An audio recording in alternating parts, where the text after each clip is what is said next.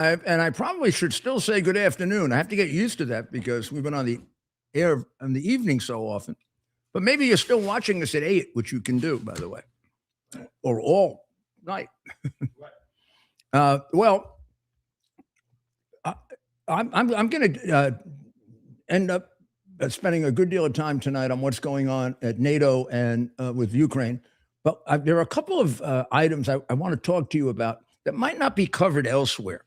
So let me go through those quickly so I make sure that I satisfy my obligation of letting you know things that all of the crooked media will suppress. For example, China has decided that it's going to and it did do a nuclear test in the Pacific, and it wasn't just for the heck of it. They did it because New Zealand and Fiji are engaged in putting together a defense alliance, which would then get attached to the United States as well. And these alliances, if you're Xi Jinping, should start to becoming a matter of grave concern to him. We're putting together in the South China Sea and that whole area an alliance that certainly might very well challenge NATO. And it might be one with more enthusiasm, with the enthusiasm that Eastern Europe has for NATO rather than Western Europe. So you can count Japan in that. Massive military power, somewhat dormant right now. You wake that up, and you're going to shake the Chinese up too, historically. Philippines, who Red China is pressing tremendously to try to take islands from them. The smaller islands like Fiji, big countries like Australia and New Zealand. And then another potential Japan, which is a country with more people than China, and possibly long-term a better economy, and that's India, that realizes the danger of China. And I just put together in talking to you, an alliance of very powerful nations, a nuclear power, India, an enormously resourceful country, Japan. Japan is, to me, Japan is like the Israel of Asia. If they have to, they'll defeat anybody. You want them on your side. It was tough when we were against them. Also, with the influence of Japan and a much closer relationship with the Philippines can be a substantial ally of great assistance to us. South Korea is going through a strange period with a leader who seems to me, pro-communist. And I don't know whether he's selling us out or he's not, or what's going on. That one, I mean, that should be naturally an ally, at least as strong as the Philippines and Japan, because they've got a lot at risk with North Korea right above them and nuclear. And they rely on us for their defense. And they should be, in essence, some of those other countries we're talking about are pushing us. But we will really, really contain a lot of China's ambition, trying to sell you on the sick left-wing philosophy which runs down America.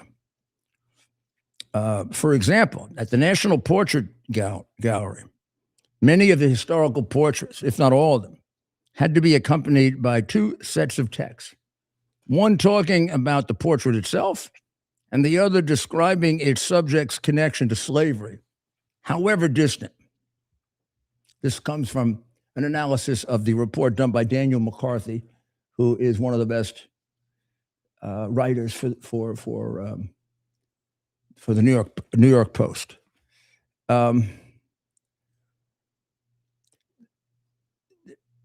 So this report, which is, as I said, 160 pages, and I've just flipped through it. I haven't read the whole thing. I will.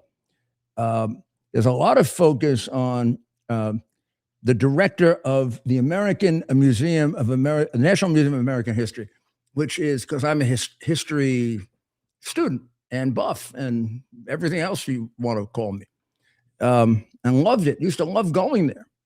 It's run by a woman. The director is named Anthea Hartig. I do not know Anthea Hartig other than just tell you her name. But here's what the report points out. They are concerned that she's using it as a prime tool of teaching people social justice. She's white, and she has a kind of confession. Hartig does, and because she's very guilty. She's guilty that she was born white, and she has a section there where she says she's been propped up by the cushions of whiteness and the pillows of the bourgeoisie. Now, who uses the term bourgeoisie? Come on. Karl Marx, Frederick Engels, the bourgeoisie and the proletariat. The bourgeoisie were flipped by Antonio Gramsci and others like him into the oppressed and the oppressor, which then could have a wider application. That's how you can get Israel in as the oppressor. And the Hamas terrorists who are brought up and brainwashed to kill Americans and Jews as the oppressed. But the bourgeoisie proletariat tension is what the entire philosophy is about of communism. So when she just goes back to describing herself,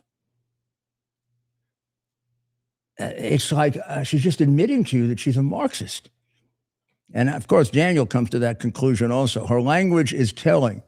Not only is it embarrassing, its idiom is all Marxist. This is not someone who should be teaching a class of kindergartens, much less leading one of the premier institutions of our national memory. If we want to know why our people are brainwashed, we're doing it. We're doing their work. For example, my hero, Christopher Columbus, who I played last Halloween, is described as a thief. I mean, he's been a lot of things about Christopher Columbus. I never heard him described as a thief before. Used to be a time when everybody wanted Christopher Columbus. I remember when I gave a speech at the Columbus Association, and the Spanish would say he was Spanish, and the Italians would say he was Italian, and the Jews would say he was Jewish, and on and on and on. Everybody wanted Columbus. Now they're trying to take his statues down all over the place. And do we really think we know Christopher Columbus a couple hundreds of years ago? We know his accomplishment. He put the New World on the map, literally and figuratively. Wasn't the first one to come here, but he was the first one where the tree fell in the forest and he announced it. And who knows how much longer it would have taken us to find the New World and move it along to becoming the symbol of liberty for the rest of the world. It took a while to go through tremendous difficulties to get there. But that's where we are when you compare us to the rest of the world, which is being an adult and realistic. So in the museum, they use it to defame George Washington, Thomas Jefferson, Christopher Columbus, who what he created. I was taught he discovered America. And and he did, in the sense of we found out about it.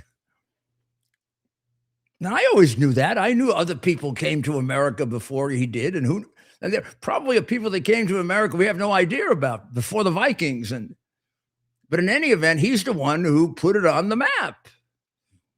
Okay, we'll give him credit for it. The guy had a little tiny ship, probably the size of this room, and he had to go across the Atlantic. I get seasick if I go out fishing in the ocean. Obviously, it didn't affect every Italian, thank God.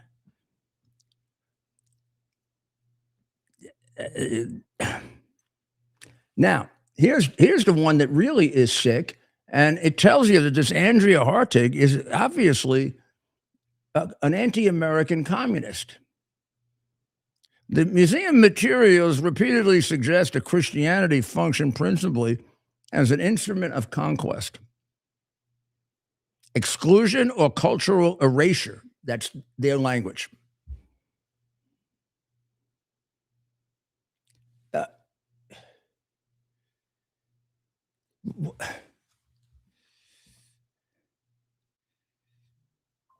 I don't think I can even comment on that.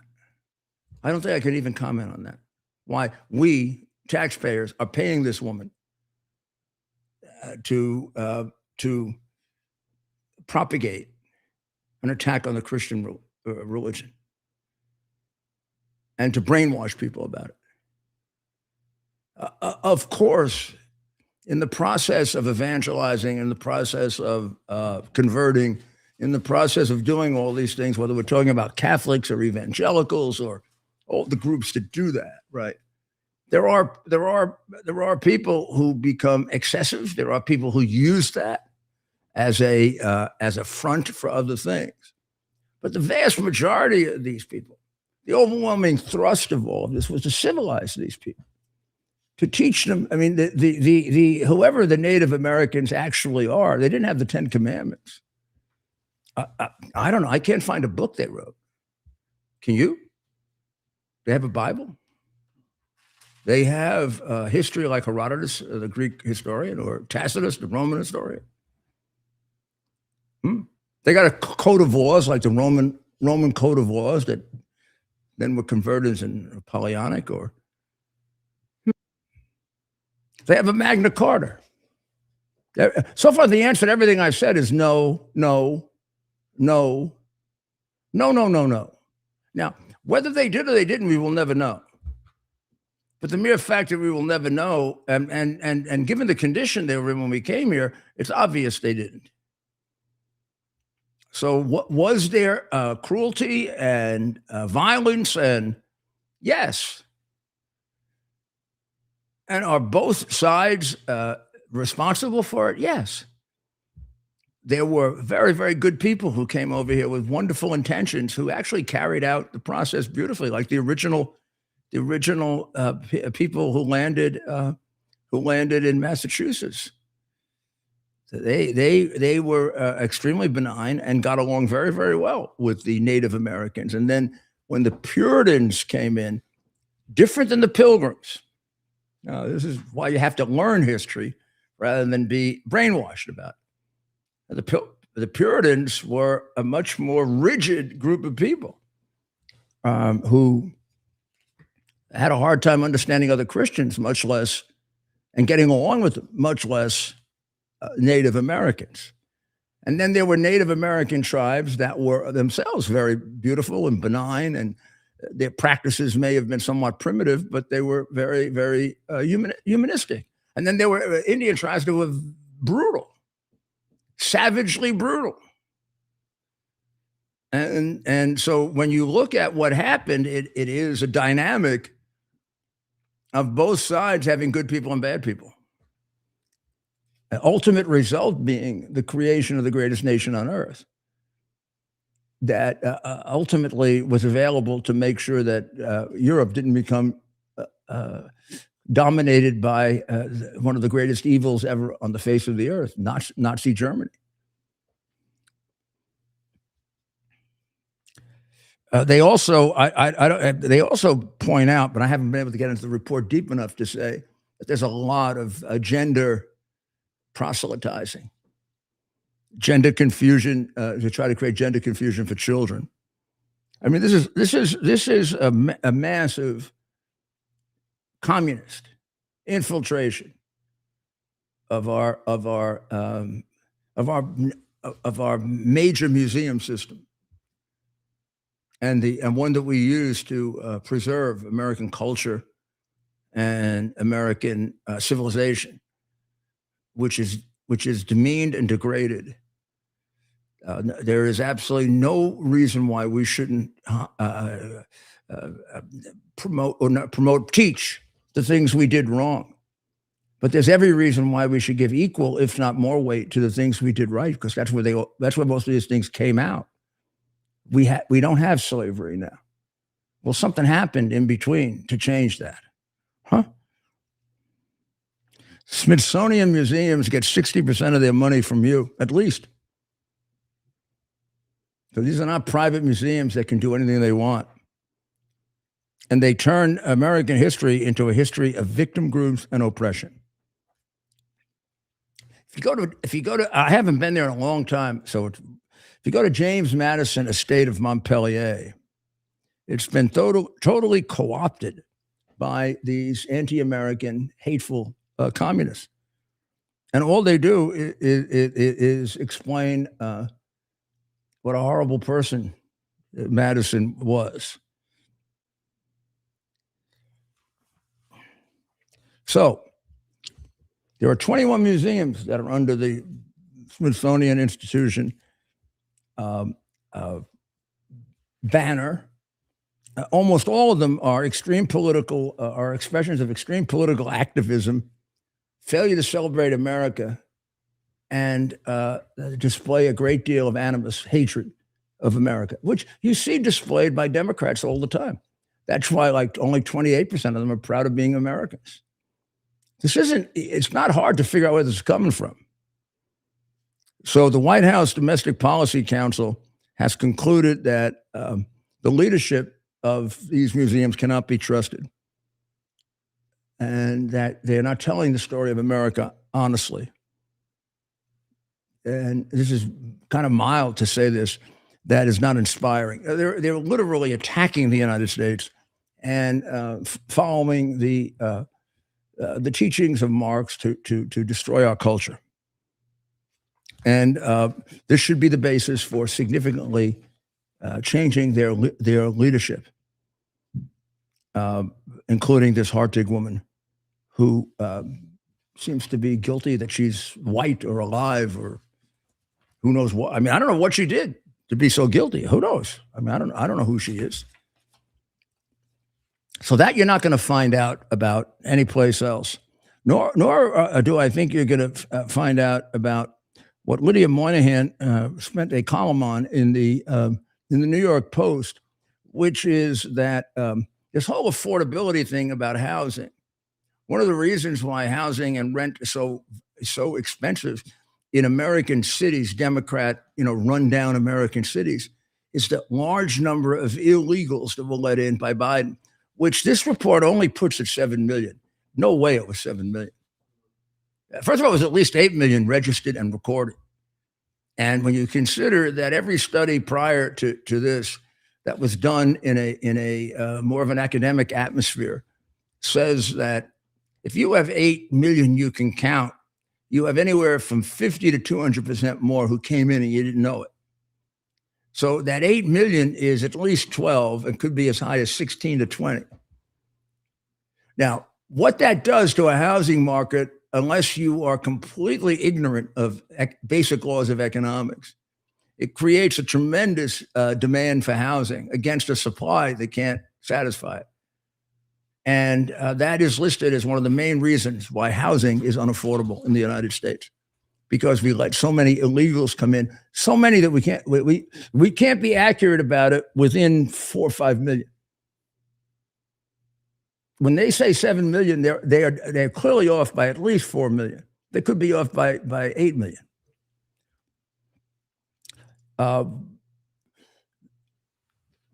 believe that we are alerted to, and we see now, this Democrat Socialists of America who are really communists, committed communists, and half of them will admit it. You don't have to go through a great proof process. They'll admit it, that they're communists. that they are going through a concerted effort to try to take over this country. And right now, they've got a strategy that we should understand. They go pick on areas where they're basically very low turnout areas where people have given up on the political process. So the vast majority of people don't vote. And therefore, they can, with the money they have from a lot of these, well, from a lot of sources, including some of these billionaires that are anti-American and hate America, they can localize just a Democrat race. No Republicans, no independents can. And they can run a completely maniacal, crazy candidate that will appeal to some small percentage of people, and they'll be the ones who vote.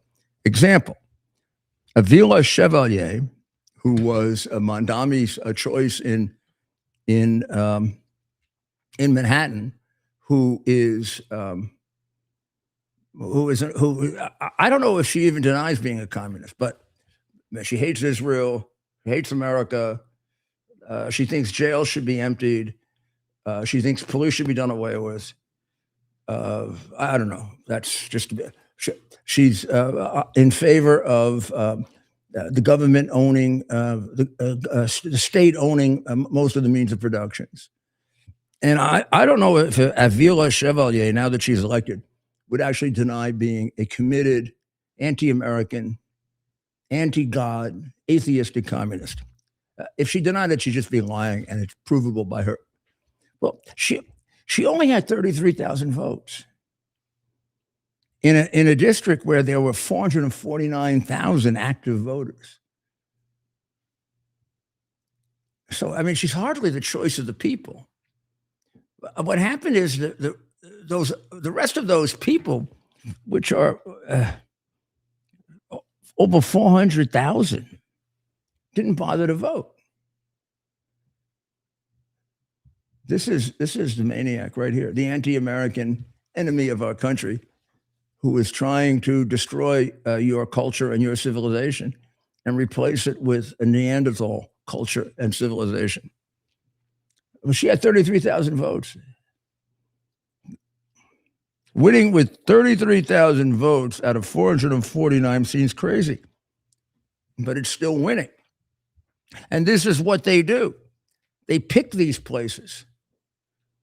The most recent, took a few days to count the rest of the votes. Who knows? Is way over thousands of miles away from this maniac in Colorado. Milot Quiros ousted a 15-term incumbent, Diana DeGette, who's left-wing as they come, except she doesn't hate Israel the way Milot Quiros does. She doesn't hate Jews the way Milot Quiros does. Well, Milot Quiros won, but almost nobody voting because nobody turns out in these primaries. Now, will she win? I think she's in a blue district yet. So I think there's a good chance we'll have this other hater of you and me and America in the Congress. So they got a group of about a dozen of them. And they can cause a lot of trouble. Look at the trouble that the squad caused. And it just, was only 7 or 8 people, right? Their numbers are going to be much higher now. And in a closely divided House, even on the Democrat side, that can have a tremendous amount of influence. There's also a race, you would never believe this, in Knoxville, Tennessee. The mayor is term limited. The guy running to replace him is Bo Hawk, who is described by Glenn Harlan Reynolds as a East Tennessee Graham Plattner. He's a beefy guy who calls himself a working man, but is in fact a lefty ideologue. He once traveled to Venezuela for a march to support Nicolas Maduro. This is like, de Blasio went to Cuba for his honeymoon. Sanders went to the Soviet Union for his honeymoon. These people love these countries. Why would we elect them to office? These countries hate us. They're committed to overthrowing this horrible bourgeoisie society that we have.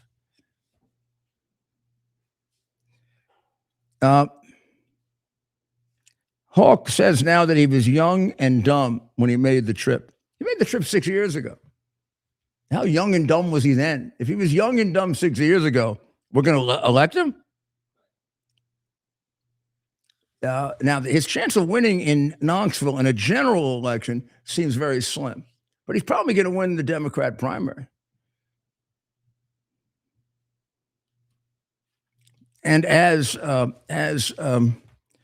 Reynolds points out, if we don't want to be governed by the radical 7%, the rest of us better wake up.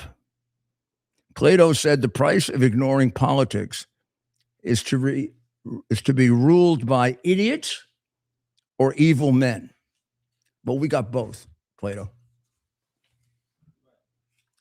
The democratic hatred of America probably, just came out so explicitly in this debate over what to do about the World Cup game, in which that terribly fraudulent false call was made. Now,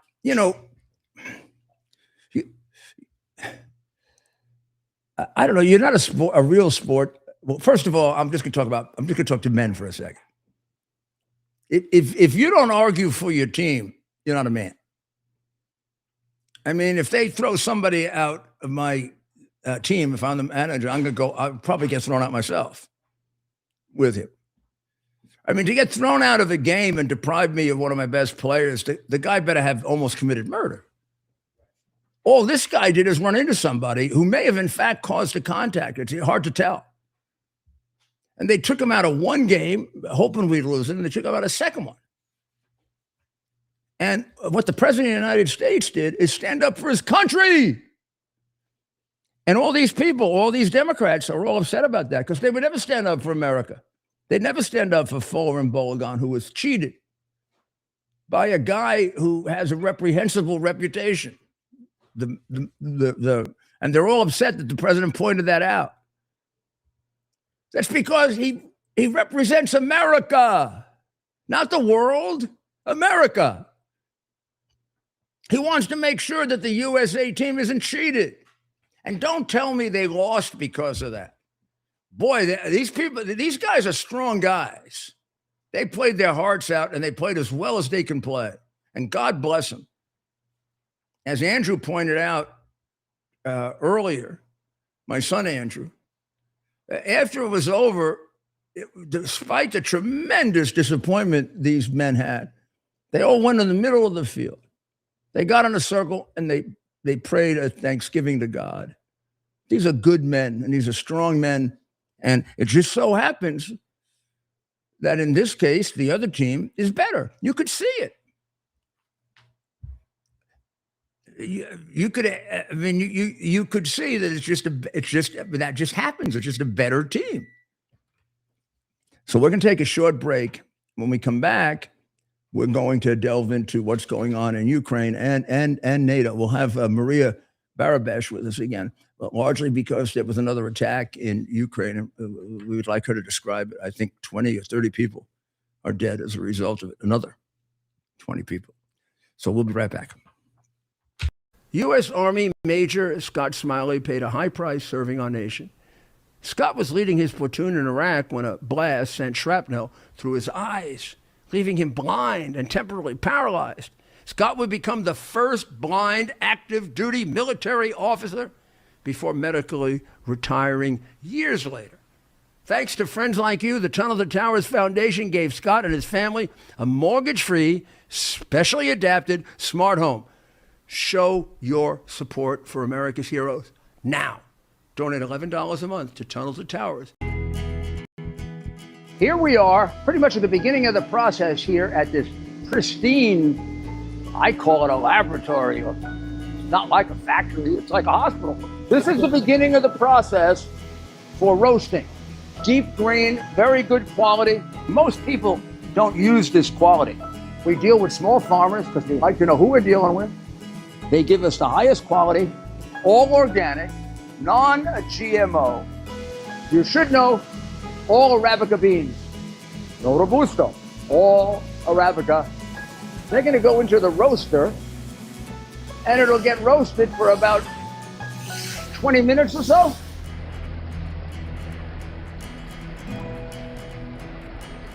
Oh my goodness, look at these. My goodness.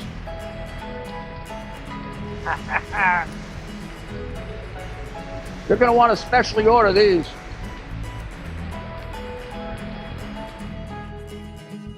This is what goes into Rudy's coffee.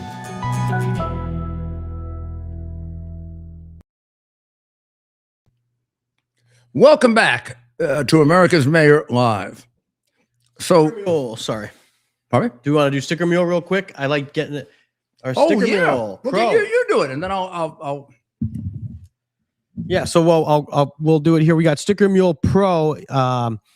Go to Sticker Mule /pro. Use that promo code Rudy, and you'll get the first 3 months free. And you can look at our set. You look at our American flags, everything we have here. You can get that and so much more. Your own website, your own online store is really what you can do with this. So go to stickermule.com/pro. We're going to bring it up on the screen here so you can take a look. Stickermule.com/pro. Use promo code Rudy, RUDY, for the first 3 months free. And even though the 4th of July is over, there's still plenty of reasons to display patriotic merchandise. Still fashionable when the 4th of July is over. So much and more. We have to emphasize patriotism because they drag us down. Look what I pointed out about the Smithsonian. Here's a museum to promote America. It becomes part of the communist socialist propaganda machine because of the silly people. This woman who is embarrassed that she's white. Well, let's first of all inform you that there was another attack on Kyiv. And according to the report that I have, and it may have gone up, I don't know, another 12 people that were killed and at least 50 that were wounded. And it does raise the issue that Ukraine doesn't seem to have enough or any Patriot interceptor missiles right now, which is what protects them against the most complex of the Russian missiles that are used to attack them. And it is a major problem because we've used a lot of them. But somehow with our allies in Europe, and this is what can be very successful at NATO, they've got to get a couple of these to really fight Russia off, because at the same time, they're doing a very good job of making Russia pay, making Putin pay for what he's doing, much better than at any time in this war. So let's go to Maria, who we had with. Hello, Maria. Hello, and thank you for having me. The attack right now started just 2 minutes ago. Another one? Yes. Do you hear the air alert? Maybe it's not yet good, but just 1 minute ago. Do you have to go somewhere? If it will be too loud, I will go to shelter. But now no, I don't care if it's loud. I'm worried about you. Now it's okay. I'm in safe. So the attack that I'm talking about, where 12 people died and 30 were injured or 50 were injured, that was like the second. The one on Thursday was even bigger, but this one yesterday was very big, and now we have another one today going on just right started now. Right now. So it's nighttime there. Yes, and actually I heard the missile already, even before the air alert started. So maybe it is anti-missile system started to. Well, I hope work. So. It isn't every Russian missile that can't be intercepted. It's certain ones that they use that they need the Patriot interceptor missile, which is in short supply. But I do think as a result, it's fortuitous that NATO is going on. that a deal was made to try to get more to Ukraine right away through Germany, and they're basically manufactured in the United States, but we sell them all over the world. So I think they're going to be available. Meantime, I know it's not very comforting because you're there as a target, my dear. Your country is doing a great job of making Putin pay for this. And Crimea is starting to be completely sealed off. So what do you want? What's your vision of this? And how much time went by between the last attack and this attack? Just one day. So between the yesterday and you totally correct that no ballistic missiles yesterday were destroyed by Ukrainian anti-missile system. Zero ballistic missiles. We do not have Patriots. We know that US, you are producing 500 of these systems, and Russia is producing the very similar S-300, S-400, 1,000 per year. So twice more than US, and you need this system for you first for the first time, for the first stage. And Ukraine hardly needs anti-ballistic systems, because yesterday zero ballistic Russian missiles got down, so all were hit the targets. And my view is that Ukrainians, we spill blood for not being a communistic country that Putin wants us to be. We spill our blood not to make it happen. As in many countries you just mentioned before we started, people vote to be a communistic country. It's crazy. And for example, as you talked about New York, people vote by themselves, and we spill blood not to be a communistic country. And this is the overview, like the main idea, what we're fighting for. We don't want to be Russia. We want to be Ukraine, a separate and one of the most ancient nations in Europe. We are the largest country in Europe by territory. If not counted occupied territory, we have the biggest assets of oil and gas, people, and actually people is our biggest asset, because people are fighting Putin, not the government. Yeah, People and your people are religious, educated, fine people. You have exceptionally fine people who are demonstrating that. You also used to be the breadbasket of Europe. You have enormously usable agricultural land, as well as tremendous natural resources. So yes, I hope they work this out and get it done quickly, and get you the missiles that'll turn back this Russian assault, because on the other side of it, you're making a lot more progress than you ever have before in putting Putin in that's why he's doing this. yes, He has no other recourse. He is not doing a particularly good job of defending his own cities. He's doing a terrible job of defending his electric and power supply. He's got gasoline lines. He's got cities with no power. And he's been doing for about 3 years a terrible job on the battlefield. He just wastes human life, his own people. I mean, their losses on the battlefield are 4-5 to 1 Ukraine's, because he fights like a savage. yes, And this is his last option, because you've been able to turn him around in almost every other aspect. So I do hope that we get the message here and in Europe that we've got to get this defensive system to you right away. Yes, it will save a lot of lives, and we need it like as soon as possible. We need also Lend-Lease presented and adopted by Republicans, because the Lend-Lease won the Second World Yeah, War. yeah, it saved England. Yes, and it saved Soviet England. Union. Yeah. Well, we will keep fighting for it, my dear.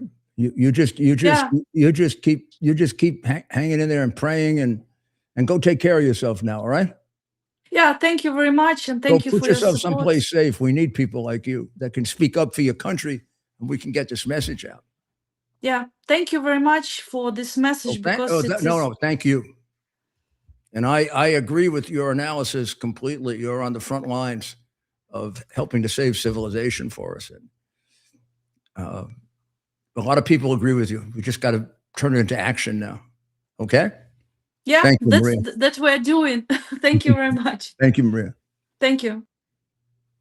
Imagine being in the position that lady is in. Here she is talking to us, and the bombs are going off. Didn't you think we saw the end of that, Ted?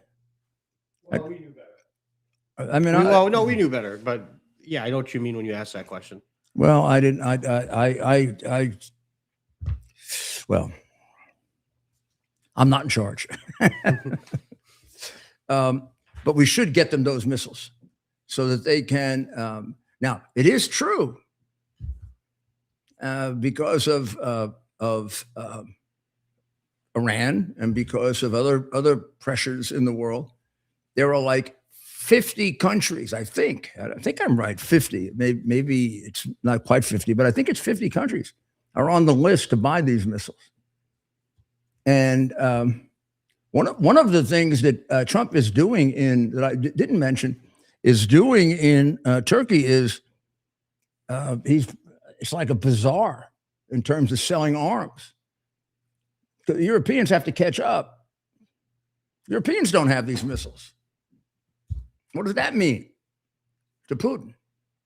He could do the same thing to Germany that he's doing to Ukraine. They need this idea of they're putting in 3% and 5% of their GDP into defense, and they were putting almost nothing in. Trump is doing this for their good as well as ours. Right. They don't have these missiles. They don't have what Israel has. And Israel has helped Ukraine. But Israel doesn't have a great many of these particular missiles that can reverse Russia's most advanced missile. It can attack it and take it down. I mean, there were times in the past where Russia would attack and they wouldn't hit anything. The way we do to Iran. Iran, sends off 500 drones and 3 of them land. But these missiles aren't drones, and there's an awful lot of analysis going on, and it's quite correct that this period of time in our history may see a change in warfare.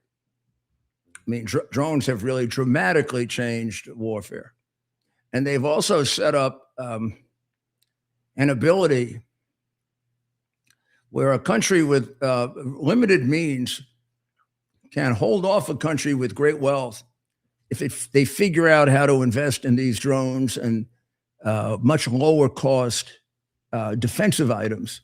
So, for example, for a while when Russia was using, let's call them regular missiles, not these very sophisticated ballistic missiles, drones were capable of taking the missiles down. And the Russian missiles weren't capable of taking the drones down. So the Ukraine would use a $15,000 drone, maybe a $5,000 drone, to take down a $2 million missile. And those numbers can start to mean something in a war, because the more money you conserve, the longer you can stay in the war. So our military is going through a massive rethinking of what our priorities have to be. And the other thing that we have to do, and we're doing it, and this I know we can accomplish better than anyone, and that is to create a much bigger defense industry than we have. And you say to yourself, well, my goodness, we got probably the biggest defense industry in the world. And Trump, it's like if you go to Turkey now, and it's like going to one of these conferences where before you go in, the company is selling all of its products. He might as well set it up right outside and just sell what Europe needs to defend itself. We make most of it.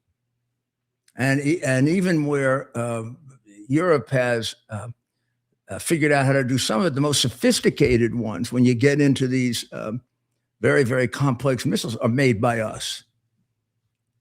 So we've got to make more of them. We've got to make them faster. One of the things Maria said is Russia is, I've forgotten exactly the numbers, but let's use this for the purpose of illustration. So Russia this year will produce another 1,000 of these ballistic missiles. Well, we're scheduled to produce about 300,000, another million of these missiles. We're going to produce maybe 300,000 to 400,000 of the Patriot interceptors. So there's an imbalance there, right? So we have to increase our military industrial complex, which means we have to do what Ukraine has done on a small scale. But if we do it on a large scale, we can just shake up the world.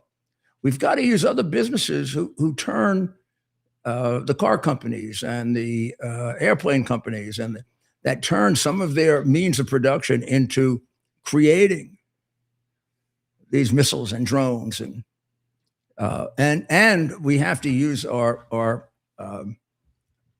allies and show them how to do this. And we have the industrial capacity to do this the way we did it in the Second World War. It has to be tapped. And thank goodness Trump started working on this the day he came into office. So every day we're increasing our ability to turn out these missiles. It's like Ukraine is asking us for them, and we could give them some, but it takes us so long to put these missiles together that we're then going to leave ourselves short. So we have to figure out how to increase our means of production, and we're doing that. But unfortunately, they're being hit right now, and we may be where we want to be in a year, but a lot of people are going to die between now and a year. But that's the change going on in warfare. One caveat.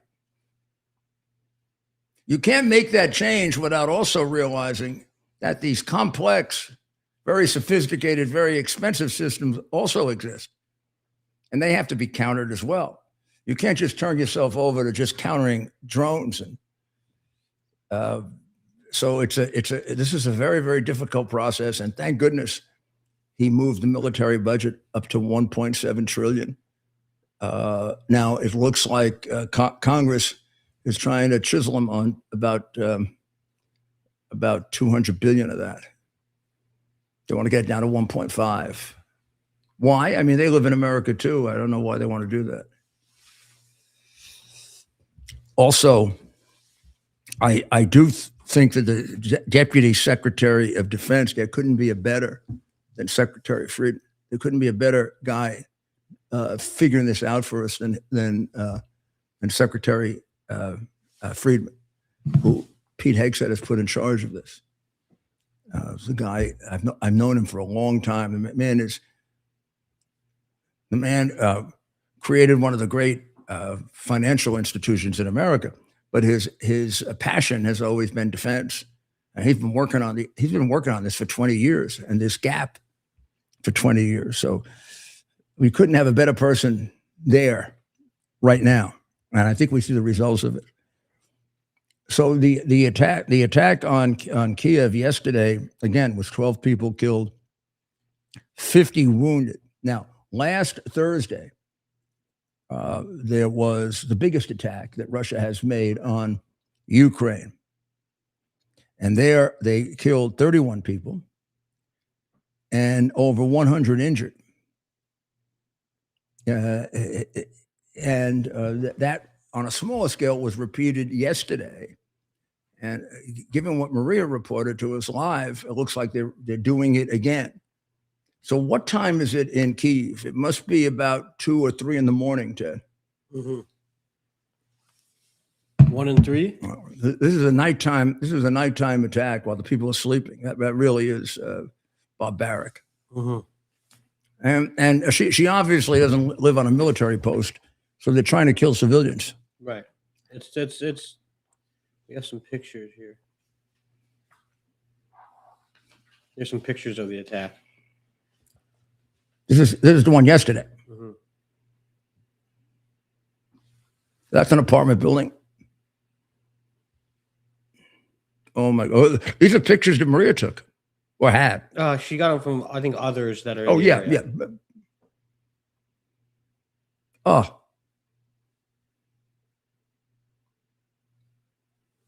It's terrible.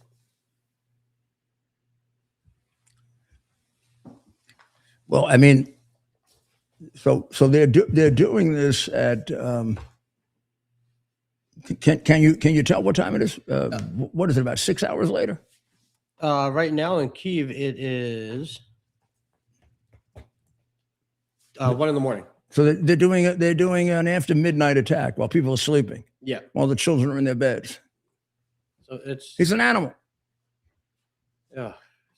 It's terrible, and something's got to be done about it. I mean, I don't understand. Yeah, what has to be done about it is we got to give Ukraine the capacity to hit him back with the same kind of missiles. That's right. Let him feel it, and they'll throw him out. There's no point in empowering him. We're going to have to face him at some point. Better to face him now when he's depleted. Right. So, what's going on in the Kirk trial? So today was day 2 of the preliminary hearing for Tyler Robinson. And so that's ongoing. They had today video of Tyler Robinson the day of the shooting on campus. Prosecutors are aiming to show that they have enough evidence against Tyler Robinson to proceed to trial. So after this hearing concludes, the judge will determine if the case should proceed, which is likely to occur. Robinson is charged with aggravated murder in the September 10th slaying of Charlie Kirk. So what is going on is instead, I'm not sure. I should have looked this up. I'm not sure if this is an alternative to the grand jury, exclusive alternative. In other words, they only can do it this way. Or they could use a grand jury. I think they could. They get a choice there of holding a person for trial by getting a grand jury to vote an indictment, which is what is the most common way and the way that happens in New York and Washington and Florida. And in Utah, they have a probable cause hearing in front of a judge. So if you don't want to go in front of a grand jury, I think you do have the option of a grand jury. You have to satisfy a judge that you have probable cause to hold this person for trial. You don't have to convince them that the person is guilty beyond a reasonable doubt. That's what you have to do with a jury. I know this is a little complicated, but you have to prove that you've got a solid case. And they've already done that about 4 times over. Do you have some of the video? Yeah, the judge can make his own comparison of the people, of the guy walking out with the limp, which they think is his having the weapon inserted into the side of his clothes, and that's why he's walking that way, coming out as opposed to walking normally going in. And do you believe you recognize who that person is? Yes. Who is that? I believe that's Tyler Robinson. All right. And where does he go from there? He heads out of the parking garage on foot into the campus and actually goes to the quad area of the campus. At that time, he makes contact with some representatives from TP USA. By quad area? Sorry, the amphitheater is is what I previously referred it to. I think this is him several Goes days on before. campus, visits the amphitheater They area, visited the courtyard, campus or a quad. number of times, Correct. what we used And to then what call do we see casing here the now? joint. He returns on foot back to the same vehicle. And what time is he returning back to the vehicle? It's about 9:25 a.m. What do we see now? That's the vehicle exiting with Mr. Robinson driving the vehicle. This is Mr. Robinson returning to the campus on foot from the neighborhood to the northeast. You can see he's wearing the same clothing as in the previous video. And he's carrying a blue backpack. Describe the clothing. It's a maroon colored t-shirt with gray or olive colored shorts and then Converse shoes. And what time did he return to campus? Just after 10 a.m. And does he leave the parking structure eventually? He does, yes. Okay. And during this visit, do you know where he goes after he leaves the parking structure? Yes, we were able to track his movements on campus. He went to Chick-fil-A in the Sorensen building. And why, well, let me ask you this. You believe this is Mr. Robinson returning to campus? I do, yes. Okay. And why do you believe it's Mr. Robinson? The shoes are the same, and the images that we have are from my viewing and seeing Mr. Robinson on the video, it's the same person. He's noticeably wearing different clothing. He is wearing different clothing, and he also is walking with a gait or a limp in this video. With a gait or what? A limp. Okay.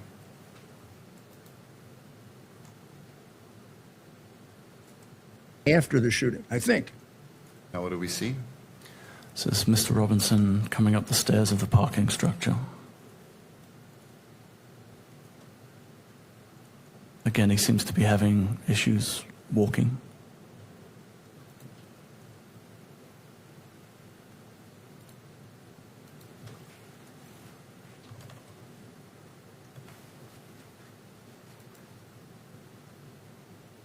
And again, were you able to track Mr. Robinson when he leaves this parking structure? Yes, we were able to. Okay. So when he leaves the parking structure, where does he go? He comes up around Campus Drive, as you can see on the video here. There is a cut through there north of the Losi building, and that's Mr. Robinson coming up the sidewalk. He has the noticeable gait or limp in his walk. And then he moves south across the front of the Losi building. On the sidewalk? Yes, correct. Okay. He would be the rear of the two individuals in this particular video. All right. So right now, if you were to break this picture into quadrants, where would he be? He would be in the top left quadrant, walking to the left of the image. Now what do we see? This is an image looking across the parking lot to the Losi building, and Mr. Robinson is appearing on the exterior staircase, which gives access to the Losi building roof and the area where the railing was.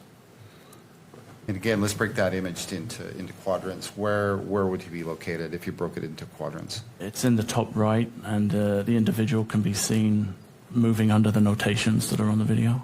Okay.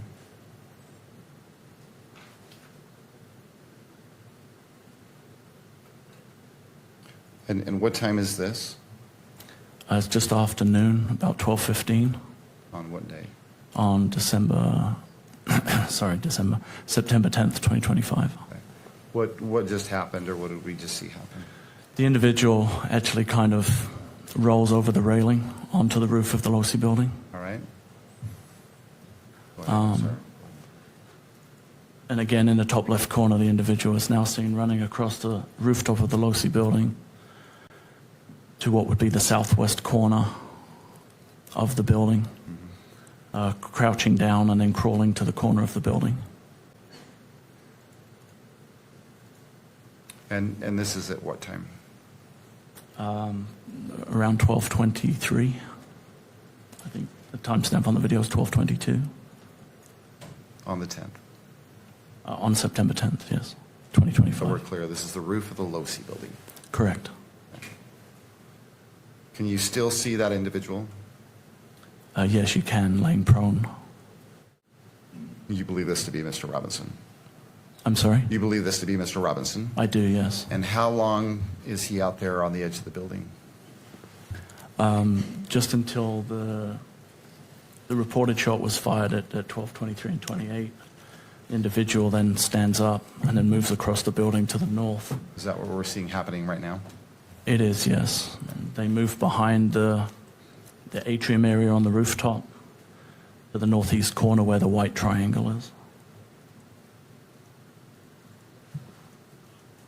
Do you see Mr. Robinson now?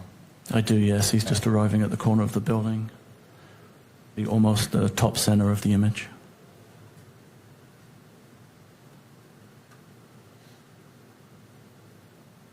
What are we seeing now? And Mr. Robinson lowering and jumping off of the roof of the Losi building onto the grass area, and then moving away towards Campus Drive. And he appears to be carrying some kind of an object in his hand at this time. I mean, this is all, I mean, So he's approaching. Campus. okay. Thank you, Juan. So this is all taking place. This will be coordinated, and it was coordinated, presenting to the judge, but to a jury. This is all being taken place where on the other side, that building is looking down on the area that had been arranged for Charlie's speech. Rather large area. So at the same time that he's up there, they can show videos of the actual shooting taking place while he's up there, and there's only one, and it's clear that the bullet comes from there. The shooting is coming from there. He's the only person up there. Right. So I mean, that's just one of the many pieces of evidence that satisfy the probable cause. And also becomes enormously powerful evidence at trial. I mean, if I were prosecuting this case, I would love to have this evidence as solid as this. I believe this is going to lead. This is a death penalty case, which is why the judge is being so careful and precise with it, to his credit. And I don't see how you defend this case, Ted. Yeah, and this is, of course, I mean, just a preliminary hearing. I mean, this doesn't even get into what he said to his lover, what his lover's notebook that they're going to. They don't have to call the lover to a preliminary hearing or a grand jury. Grand juries can consider hearsay evidence, and they can consider notes without the person appearing.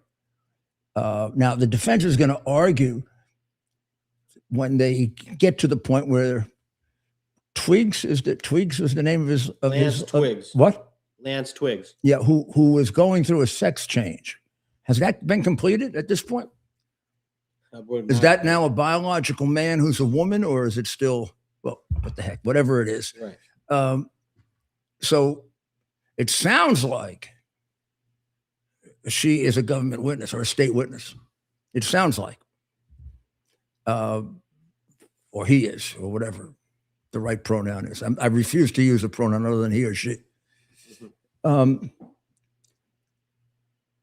Now, even if Twiggs doesn't testify, there's a whole written out statement by Twiggs, and also the text messages to Twiggs from him.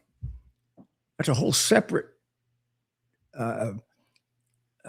set of pieces of evidence that proves that he's the one who did it. So I don't understand, and the defense is challenging all this, trying to see if it's can be declared inadmissible. And so far, they've lost every challenge but one, and that was not significant. So the judge has the standard for considering it a preliminary hearing is lower than at a trial. But I believe this judge, knowing that this is a capital case, is applying the same standard. Otherwise, he's got to do it twice. So if he admits it, unless something else is discovered that suggests that the evidence is fraudulent or whatever, you now have a ruling on most of what's admissible at trial.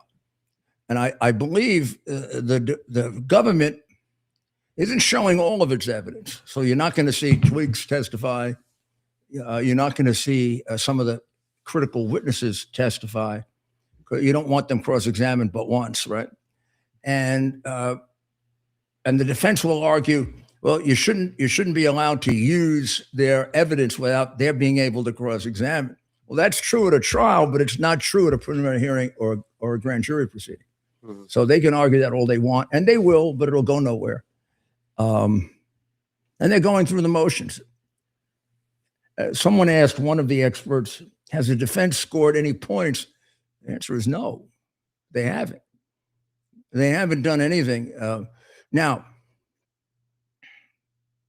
this would not be the time to do it if you were a defense lawyer. If there is some evidence that you have that can seriously cut into the government's case, you would not reveal it to the government now, because the chance that the judge is going to find that there isn't enough evidence to hold him for trial is zero. The judge already could call the preliminary hearing off and say, okay, there's enough evidence to go to trial. I believe the government is doing this. It's making a choice to reveal the evidence they probably know about, because they're putting a very powerful case on, more powerful than they have to, which sounds to me like they're trying to convince the defense to plead guilty. And that may very well. The end result of this could be a negotiation between the state and the lawyers as to some kind of plea less than death, which is also why the state of Utah is using the death penalty, because the death penalty can create a lot of pleas. People always say they'd rather have the death penalty than spend the rest of their life in jail until they have to face the death penalty. And then they spend as much money as they have, as much money as they can get, as many people as they can get to try to prevent their being executed, which gives you an idea of which is the more severe penalty and the greater deterrent to the crime of murder. But this is as good a case as we kind of knew anyway. I remember when we built our model. Remember that? Yeah. When we built our model with the Legos? Yeah. Trying to determine how he was good enough to get the bullet under the canopy. Yeah, the trajectory of the bullet. So I think we've covered everything that they're not going to cover, Ted. Well, yeah. I think we have. We let you know about the Smithsonian report, and then we're going to keep you posted on what action is taken to restore our museums to being pro-American museums and not creatures of Marxism intended to further the damage we do to our children in schools under the tutelage of these Marxists, like this woman who obviously hates America. I mean, it's just extraordinary that they would put her in charge of. They put her in, Anthea Hartig, in charge of the History Museum. This is a woman. This is a woman who has written about herself. Who claims to have been. This is her, propped up by the cushions of whiteness and the pillars of the bourgeoisie. Do I need this anymore? Virtue signaler. This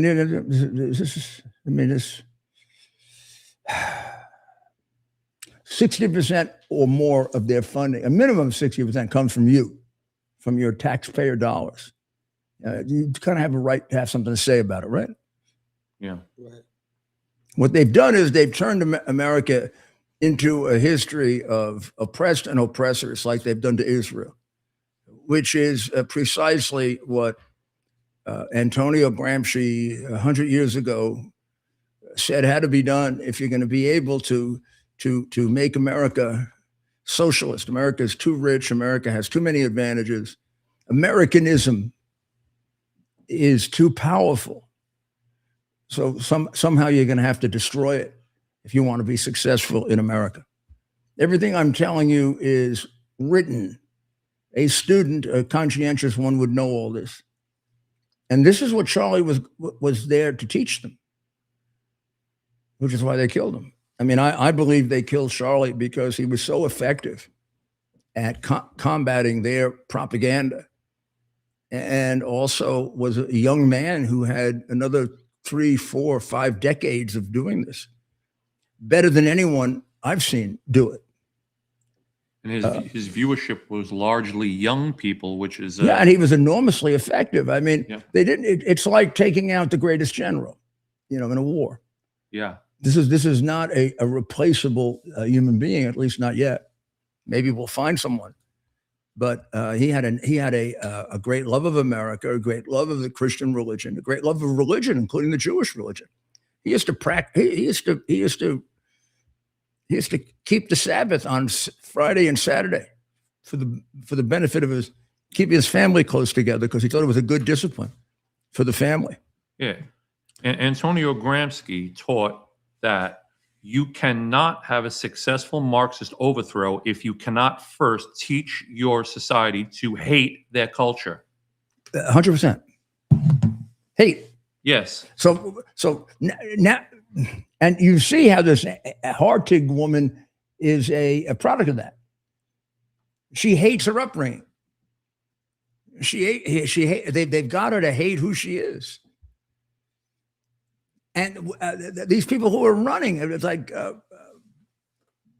they were enormously successful at infiltrating us, as well as infiltrating our government. They started doing that under Woodrow Wilson and Franklin Roosevelt. So when I would tell people years ago that Roosevelt sold America out at Yalta and at the conferences with Stalin, Uncle Joe, they'd look at me like I was crazy. Now they look at me like, oh, gee. Oh, maybe he had a point. Yeah. Because the communists had started infiltrating our government for a very, very long time. And Wilson is probably the one who supercharged the idea of statism. America, the concept of America was just as big a central government as we need, nothing bigger, with real controls over its power, separation of powers between the 3 branches of government. No one branch dominates, and no one branch has any power other than what's given to them by the Constitution. Then the power of the federal government is checked by the power of the state government. That's all in the structure of the Constitution. Now, Madison and others were unsatisfied. They weren't satisfied that was enough to preserve individual liberty from what they feared. And Hamilton was the one who expressed this the most: the tyranny of the majority. They said pure democracy sounds great, but you can get a group of crazy people that end up being more than 50%, and they end up being 51 or 52%, and then they take the rights away of the other 48%. In a democracy, 51% says no freedom of speech. There's no freedom of speech. And that's why they did the Bill of Rights, which means we are not a pure democracy. We're a democracy that is restrained by God-given rights that the democracy can't change, because the democracy didn't create our rights. God did. That's what they believe. Gramsci knows he's got to destroy that. And Marx and Engels and Gramsci and realize you got to destroy God, because God is the linchpin for all this. Whether you believe in God or you don't, a lot of people do, and you got to destroy that. And if you have to, you kill them. That's why these dictatorships persecute religion so much. That's why China is killing the Falun Gong, and they're killing the Muslims, and they're killing the Christians. It's a tragedy that we let them get this far. And there were warnings of this, and the people that were doing the warnings were seen as, irresponsible, crazy, subjected to conspiracy theorists. It turns out that they probably didn't know how bad it was. Yeah. I mean, I've known this since I was a kid because my parents were very anti-communist. I didn't know it was this bad. That's one of the problems, I think, in the U.S. is that it's like that age-old thing. A person says, well, they observe another family maybe who had a death in the family of cancer. Well, that's never going to happen to me until it does. Yeah. Well, I don't know if anybody still has an interest in the World Cup. No, everybody's down about it now. Yeah, I'll watch it. I'll put it on. We missed a very exciting game today, though. I think they're setting Messi up to be the. Do you know that Messi had a red card that would have prevented him from playing in this whole thing, and they removed it? Yes, yeah. And nobody wants to say that, Right. So why shouldn't the president complain about our being cheated? Why shouldn't the American president complain that America is being treated unfairly? Who the hell is going to complain if the American president doesn't? If you agree with me that wasn't a foul, or that the penalty for it was ridiculous in light of the damage done, which was none, and that others were allowed to get away with that. So you just take the Messi interference with another player, which was 10 times worse than what Balogun did, and he didn't get called at all. He didn't even get like a minor penalty for it. Because I don't want to touch Messi. God Almighty! I mean, they want him to be like he's the greatest soccer player ever. They say, and they want to make him the greatest soccer player ever, and sort of come up with some legends like a Babe Ruth for the World Cup. Anything that gets in the way of that, I don't know. And this guy has a history of being not proven, but suspected of red card manipulation, which could be done for reasons like this, or it could be done because, like in America, they gamble a lot on the World Cup. I mean, it's a tremendous. I imagine there's a lot more gambling on not the World Cup, but all these leagues too. The Premier League and there must be at least 20 of these leagues and 4 or 5 of them that are elite. So there's a lot of money to be made here illegitimately, and it's been known to be a sport that has been at times really corrupted. So when we see a call that is blatantly unfair and different than all of the other calls, don't we have a right to stand up for ourselves? And if the only reason you would criticize Trump is because you really don't like America, or you dislike Trump a heck of a lot more than you like America. You hate Trump considerably more than you love or care about America, which is insane. Got to be in the DMS5. They got to be in there. It's got to be a mental illness. President has to be right about that. Maybe there's already a mental illness that already exists that is mimics. Well, there is. I mean, the real definition of mental illness is to have yourself in a temporary or permanent state of unrealistic thought and behavior. Okay, I think I'm George Washington. Right. I'm insane, or I'm a man, right? But I think I'm a woman. Insane. Yeah, I mean, I'm not a woman,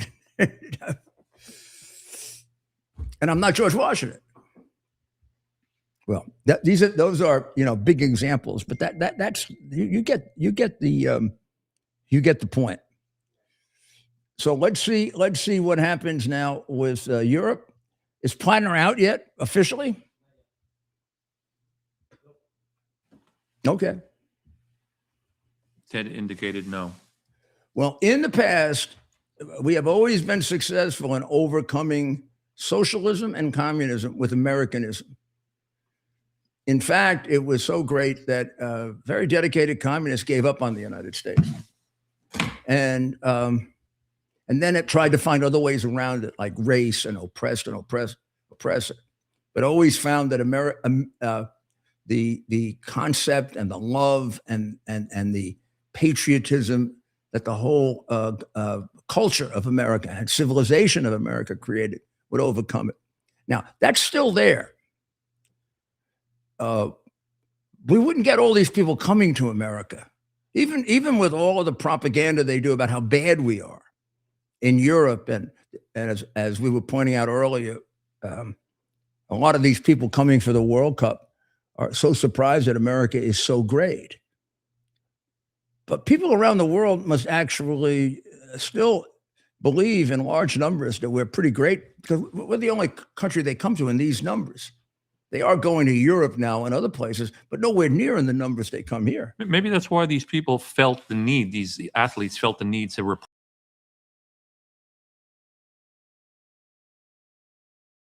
how great America is, because they've been hearing in their country for the past. Penetrated completely. Otherwise, we wouldn't have this problem with illegal or even legal immigration. Yeah. I would think if you took a poll of the world, we've got to be by 10 to 1 the country that more people want to come to than any other. Yeah, probably higher even than that. So we've got a lot working for us, and the president put it into action on the night before the 4th and the night of the 4th. The theme of his speeches was America will never be socialist, and America will never be communist, because it's America. And when push comes to shove, people are going to pick America and not a system that 27 times has crashed and burned and led to more destruction, more loss of life than any other ism we can think of. And it's unfortunate that we have these brainwashed and poorly educated, and in some cases maybe mentally ill people. But they're not the majority. I think like they're 7% of an election district elects these nuts. The other 93% stays home. We just got to get a portion of them to wake up. So that's what we're going to continue to do. Wake them up. So pray for Israel. Pray for Iran. Please. Make sure you do. Make certain that you pray for Ukraine. You see what Maria, we'll check in on her to make sure she's okay, is facing. Here we had her on television 30 minutes ago. Who knows? She's probably in a bomb shelter now. And pray for us. We have a battle on our hands. It's a different kind, but it's one we have to mobilize the American people. And it's starting to happen.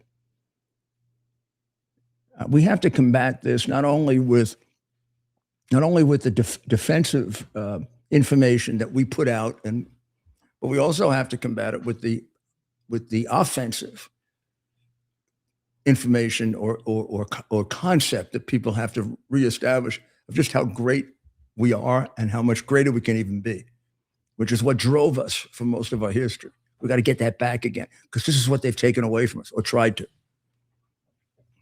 I mean, Rob was absolutely right. That's what Gramsci had in mind. That's what they all had in mind. And most of them thought they couldn't do it. Most of them thought they couldn't do it. They gave up. And this is about as far as they've gotten, which is a matter of concern.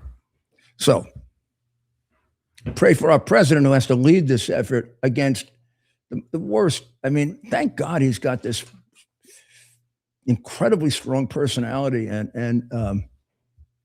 a sense of what he believes is right and wrong. So, but still, take care of him, because God, you've got the ability to guide and all of us. Well, tomorrow afternoon, so I got to get used to that. We'll be back again. Let me get the times right. We'll be back at 4:00 on Lindell TV, and we'll be back here on Exit at 5.